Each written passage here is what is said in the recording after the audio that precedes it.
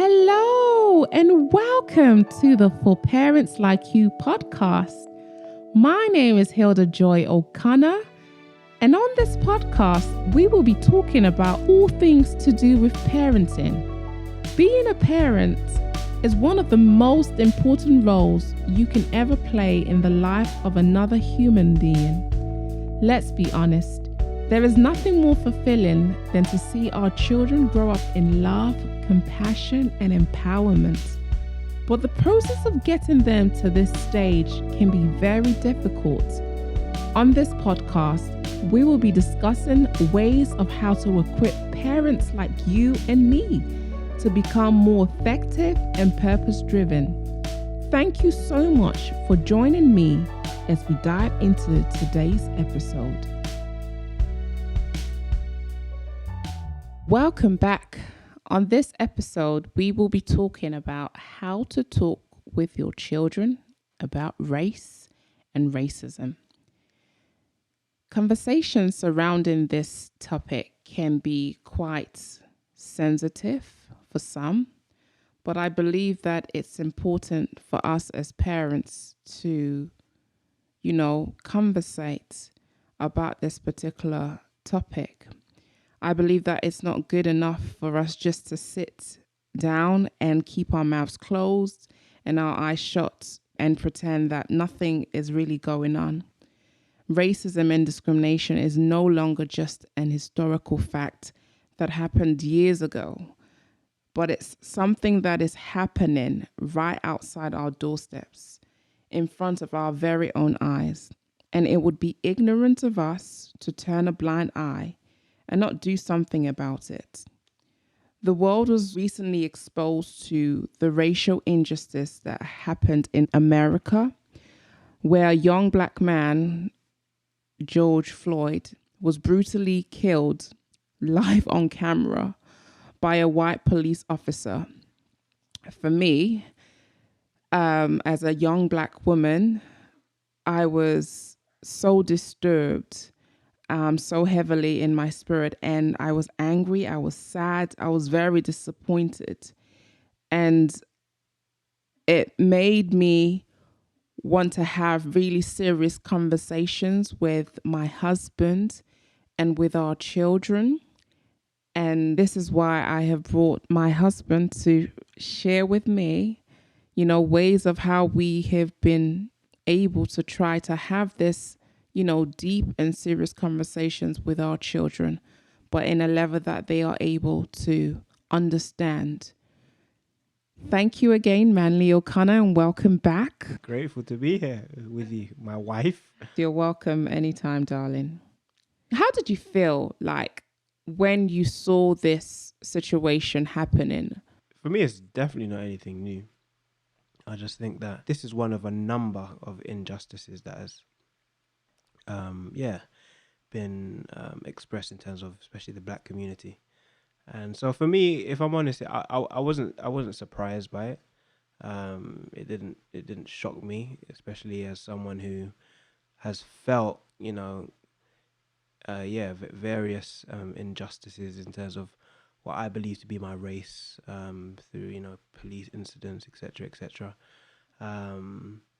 And well, it kind of encouraged me to just kind of really, as you were saying, in terms of our children, to really do, encourage me to do the best that I can, especially as a father, a young black father, to three lovely children, to just educate them and make them aware of what's happening in the world, not in a way that's that there's no hope, but to just make them aware of just the injustice that is very apparent in the world, and just the fact that racism does exist, and in this particular case, we're looking at the black community. There are other forms of racism as well, but we're looking specifically in terms of our household, in terms of that particular topic. So that's some of my feelings. Yeah. You mentioned earlier that you have had experience of injustice being done to you. Can you give an example? I remember even before we were married, I remember got stopped. I dropped you home as I did many a time before I was driving. Before this is when we only had bicycles Oh yeah, I to ride, remember to to ride. to the train station. Yeah, train station. Yeah, town Everywhere center. we used Anyway, them. yeah. It was It's the main mode of Well, transport it's for us, funny wasn't because it? being around you. So in Surrey, yeah, I remember dropping you home late, and I didn't have the bike at the time. I remember I was just walking back, and yeah, I was just stopped and like basically questioned about where I was going, like by police. Like, what's that? I'm about my business, and it's fair enough. It was late, like maybe around 12 o'clock or so. But I'm just about my business. Why why do I need to be questioned about where I'm going? Um, so yeah, that's one incident. Even in that same kind of area in Surrey, I was stopped and searched for. They thought I was like a drug dealer, basically. And this was around the time of university as well. Yeah. So yeah, their reason was, there there was like issues with drugs, in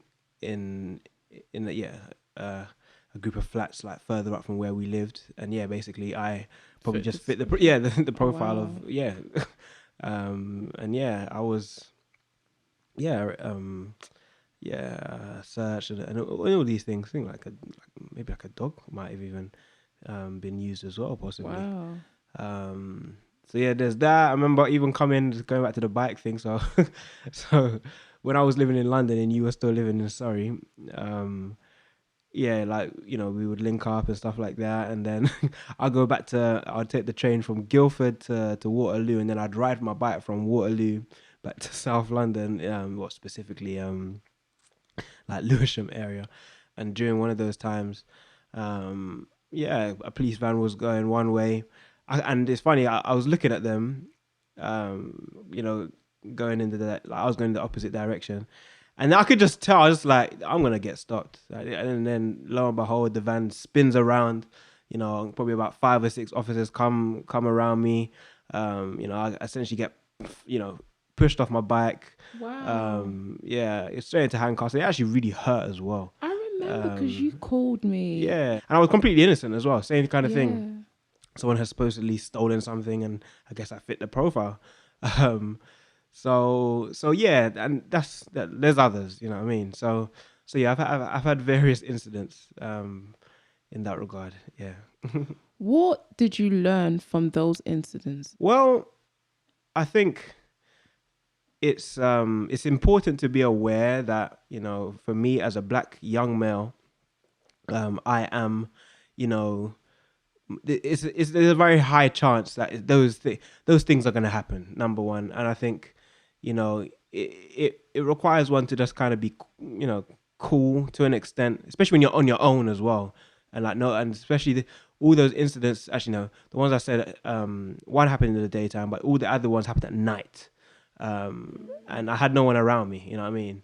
So that I knew, that could help or anything like that. So it's very important, I think, to just be aware of the situation, and operate accordingly, and be aware that there isn't an institutional problem in terms of the system, in terms of the police, and just generally in society. So yeah, being aware of that and being smart in how you deal with situations, not just blowing up and making a situation worse.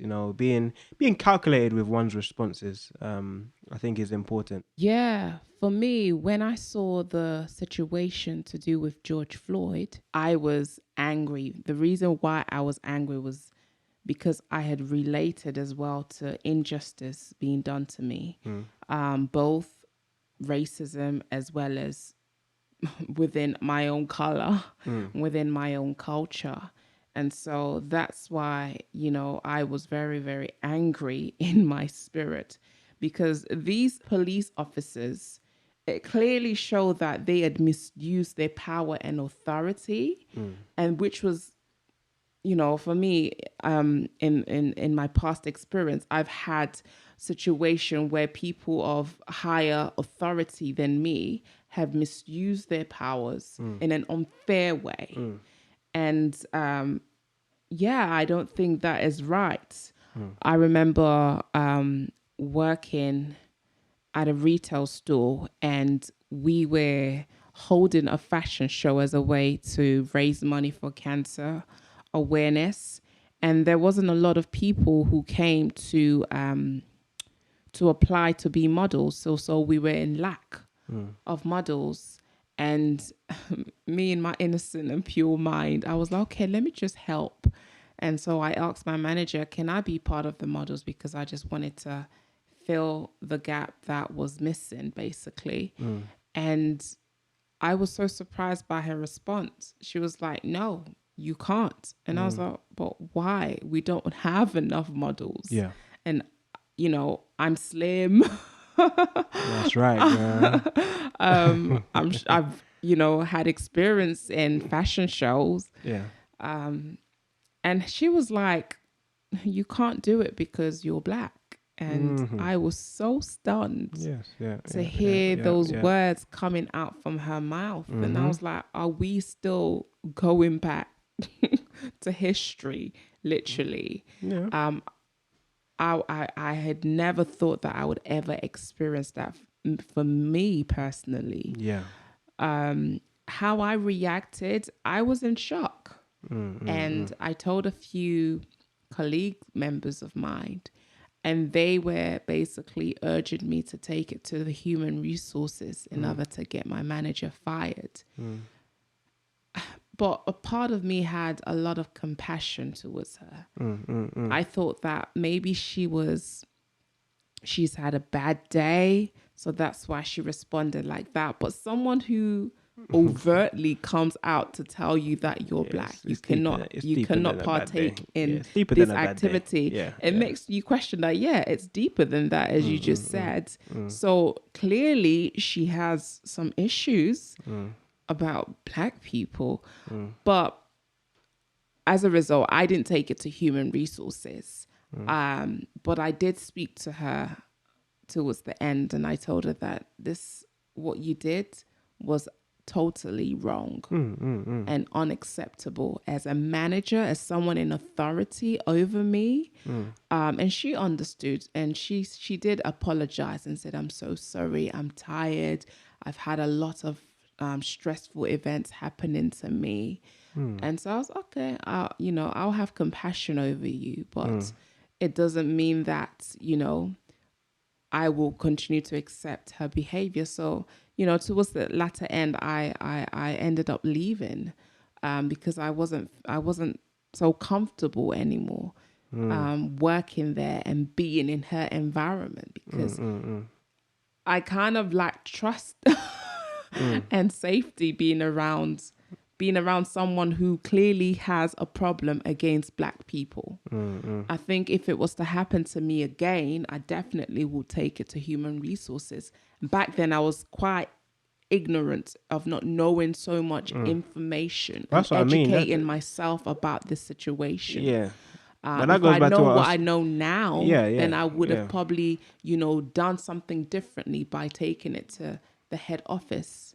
To complaining about this. That goes back to what I was saying before in terms of it's important to be aware of what's happening. I think education is always the key to growth, right? Real true growth, education and being informed, because as you were saying, like because you hadn't experienced it and probably hadn't heard much about those kind of things happening in terms of your actual personal circles. So when it happened, it hit you. Yeah. So I totally appreciate that, and through that, you've learned, and through other things in society, and as you say, you've become aware, and you would respond differently. Yeah, definitely. Forward, so. Yeah. Do you believe in this saying, kids don't see color? No, definitely. I definitely don't believe that. I think, I think they do. Yeah, that's it. They may not show, overtly, but that, that they're aware of the difference, but they are aware. And if one looks and really investigates closely, you'll see that they definitely are aware of color. Yeah. I agree as well. From as young as a baby, they are able to distinguish like different faces. And if we, carry on with the concept of kids don't see color, that's a lie. I don't agree that kids don't see color. But that also might be to do as well with that whole kind of institutional, you know, situation in regards to race. That, yeah, just to kind of like put it underneath the carpet, like, oh yeah, children don't see race. Yeah, it's all right. That adds to the problem. You know what I mean? Yeah, Definitely. to try and put a blanket over one's eyes to think that, oh yeah, they're just kids. What? No, they do. They definitely Yeah, do. yeah. I remember an example when I was coming back from shopping and I had passed Naraya's nursery school and they were going to a trip, and Naraya was the only black girl at that time. And I just saw that she was different in color wise, because majority, if not all, of her other peers are white. And it broke me. I came back home crying and I called you and I was like, this is a situation. What can we do about it? The reason why I was sad because I knew that she stood out amongst other children, and she may, you know, start to have some sort of problems because she's different. And I didn't want her to feel that, she was less than other people just because she looks different. And yeah, we were discussing about that, like how can we help her in order for her to feel that she's not segregated from other people because of her race. I remember going to her nursery school teachers and explaining this situation, that this is the concern of my heart. What are you guys doing in order to accommodate other people, in order to accommodate other races rather than just one race? And I, suggested that, are you guys showing them books that have other colors so that they can identify with their own race, not just with one color? Yeah, I think that's a good point. I think going back to your the situation where you saw Naraya on her own, I think it goes back to that whole thing about experience and education, and you know you know having experience of that, because it affected you because you hadn't, you growing up, even into like the school that you went to was mainly black Yes. people. You were born in Nigeria, which Yes, I there's grew up in Nigeria. I came here when I was 9. so yeah, so your whole upbringing has been, generally speaking, with black people. You know what I mean? So it hit you more. But but the thing is, I had been speaking to you about this from even before that happened, in terms of just the reality that our child is different. Like us being, especially in the area that we are in Hertfordshire, that we've made a choice to be here, and in so doing, one of the factors that we need to consider is the fact that there's not going to be many black people presently. And it's interesting because for me, the schooling, my schooling experience for the largest part of my schooling education, 'cause I went to a couple of different schools, but the majority of the time that I spent at one particular school, black and other ethnic minorities were much lesser than our white counterparts. Like I was used in school, to be one of the few black people in a classroom. That wasn't too uncommon, so I was used to that. So for me, seeing the situation with Naraya, like I was aware of the situation, and I think for you it hurt you more just because you hadn't experienced that. You know what I'm saying? Yeah, yeah. But yeah, it's just interesting, because upbringing is really important. And for me as well, I think going through that experience of being at school, and even like my parents, like they made me be aware of who I am as a black child, but also not to think of myself any lesser, in terms of me, in terms of my value. I'm not talking about society, I'm talking about in terms of my particular value. And that actually helped me a lot, in school, and also even coming out of school, being in contexts where, especially in terms of the work that I do, especially performance wise with the music stuff I do, generally speaking, I'm often, so at times I'm the only black person sometimes in the whole building. And we're talking about, maybe 50 plus people. Like, that's a lot to deal with. And if you're not really prepared, and know your value, and also know, and there might be certain situations that you might not feel, comfortable being involved in terms of even just conversations, you know what I mean? And knowing how to, play within that, and not, come across that, you're, against everyone, but just be aware, you know what I mean? I think we, especially just as black people, especially in those kind of environments where we are the minority, we really have to step our That's game up, right. and really be aware and be educated and be smart about how to approach situations that we can still, be effective. In what we're doing. Yeah. And you said a key that your parents prepared you. Um, and that is so important for us as parents to Yes. prepare our children. Yeah. And it's important for us to be installing affirmations, words of positivity, helping them to see that they are more than just a physical form. That it's so important for us to invest in their character, because it's their character that will see them through, no matter what difficult scenario that they may be faced in. As long as they have a strong character that has been molded in them from childhood, I believe that will help to get them far. The influence and responsibility that we have on our children is so massive.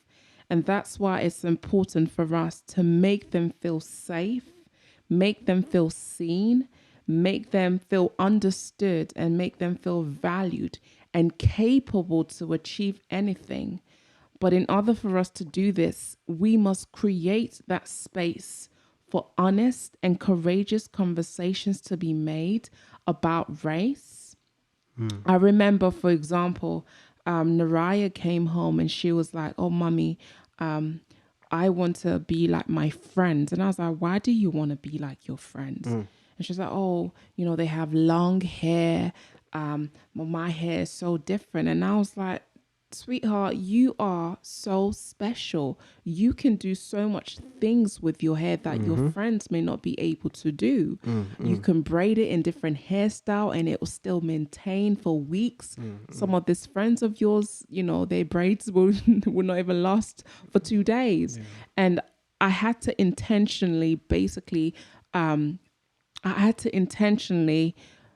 buy books from Amazon, books that showed her color, her race, and her hair texture, so that again she can identify herself that, okay, I'm not the only one like this in this world. There are other children who look similar to me, so I don't have to want to be like someone else. I can accept the way that I am. So it's so important for us, if we hear our kids talking about different things that that kind of creates a distorted image of what a child should be like. I believe that is the time where we need to educate them even much more, so that they can build their confidence and acceptance in who they are. And another thing is that, when educating our children, we can't just educate them in any type of books. Like the book that I'm reading as an adult may not necessarily sink into them as children. So it's important that we must find resources that at their level, that they're able to understand at their level. It's our responsibility to be able to share those information so that they can understand at their own level. So can I just jump in on that point? Yeah, go ahead. So this goes back to what you were saying at the start in terms of children not seeing color. Because on the outset, that might seem to be the case, but it's very important to ask your children, especially in terms of school. Okay, in our case, we've got our child in nursery, so it's only a few hours. But especially, at school level, but this can be implemented from now at nursery, which we do anyway. Asking the questions of how was nursery? What actually happened?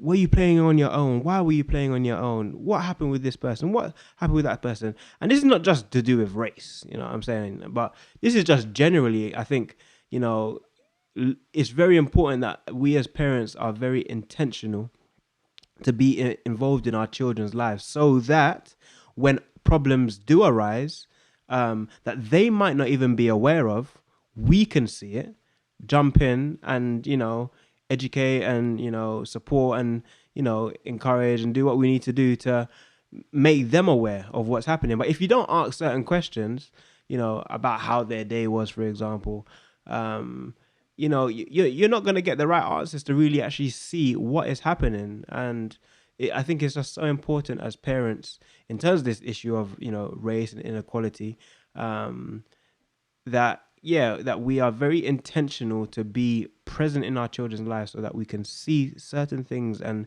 use them as teachable points, teachable moments to be able to, educate them and make them aware, and also prepare them in terms of how to deal with certain situations that may arise again, in that regard. So, yeah. I definitely agree with you. Definitely. I believe as parents, it's so important for us to promote unity at home, unity together as a couple, unity together as siblings, and not bring division. And one of the things that brings division is comparison. And so I believe that we as parents should be very, very careful of how we communicate to our children, not to communicate in a way that shows more love to the other sibling than the other. I believe that unity is key. I mean, where there's unity, God is there. I believe God doesn't see just one color. He created all colors, like the rainbow that we see displayed in the sky. It's filled with many, many colors. There's not one particular color that stands out more than the others. And it's the same way that God created all of us in his own likeness, in his own image. There's no one superior race that is more dominant than the other. We are all called as a body of Christ and called to work together in order that, God's kingdom can be fulfilled on this earth. And so that is why it's so important as parents that we cultivate that unity at home. I think that the enemy is using this division of race to basically take people's eyes and focus from loving each other. Yes, I believe that God is a God of justice, and he will definitely bring justice to the injustice. I don't believe that we need to take on the vengeance by ourselves to try to prove a case.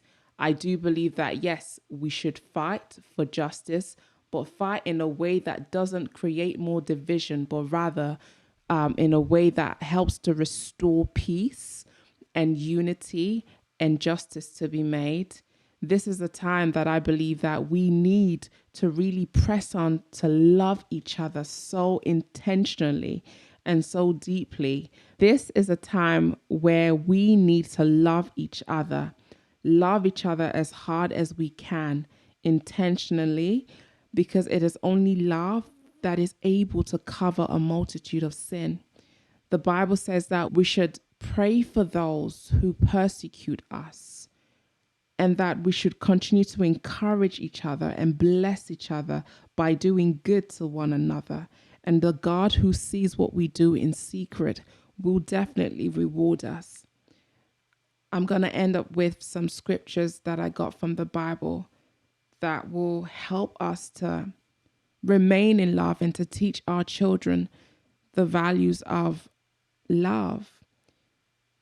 1 Corinthians 1:10 says, I appeal to you, brothers and sisters, in the name of our Lord Jesus Christ, that all of you agree with one another in what you say, and there be no divisions among you, but that you be perfectly united in mind and in thoughts.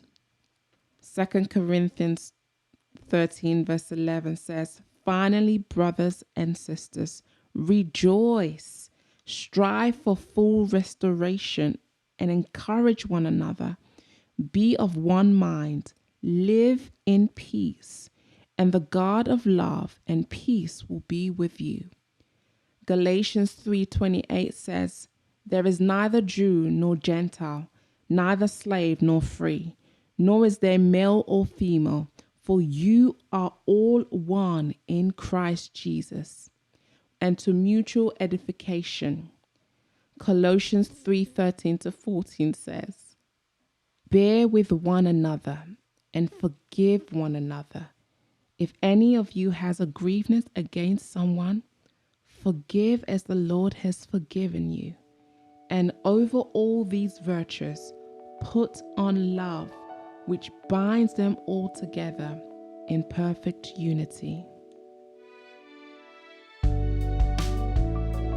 I hope that this has encouraged you, and I hope that you will come back to our next week's episode. Thank you for taking your time to listen to this.